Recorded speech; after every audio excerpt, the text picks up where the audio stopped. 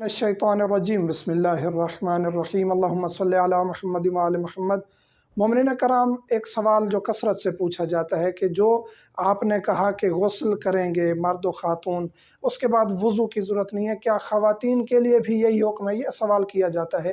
तो जो गुस्ल खातून करती है या मर्द करता है, आयतुल्लाह सिस्तानी के नज़दीक गुस्ल होना चाहिए। ऐसे आप बाथरूम में गए, आपने नहा लिया, गुस्ल की नीयत करके ऐसे गुस्ल कर लिया बगैर किसी वजह के, तो उसके बाद वज़ू साक़ित नहीं होता। गुस्ल है, जनाबत का है, हैज़ का है, नफास का है, या मसलन के जुम्मा का आप गुस्ल कर रहे हैं, मुस्तहब गुस्ल कर रहे हैं, तो आयतुल्लाह सिस्तानी के नज़दीक उसके बाद आप नमाज पढ़ सकते हैं डायरेक्ट, चाहे मर्द है या औरत, वज़ू की ज़रूरत नहीं है। यहाँ इख्तलाफी मसला डिस्कस करते चलें।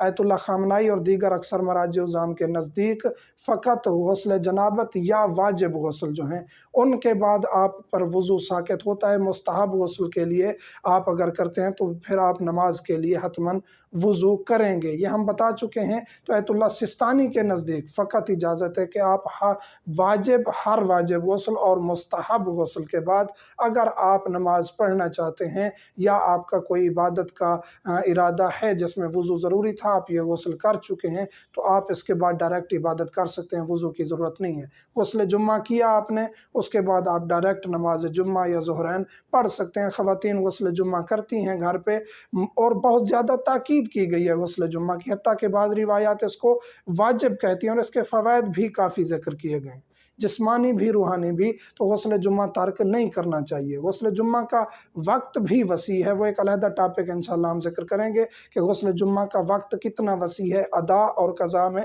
क्या फ़र्क है, वो अगले लेक्चर में इंशाअल्लाह हम डिस्कस कर देंगे। तो ख़वातीन के लिए भी मर्दों के लिए यही हुक्म है कि वो वज़ू के बगैर इबादत को अंजाम दे सकते हैं इन गुस्ल के बाद। मोमिनीन से मुल्तमस हूँ, हमें ख़ुसूसी दुआ में याद रखा करें। वल्हम्दुलिल्लाहि रब्बिल आलमीन।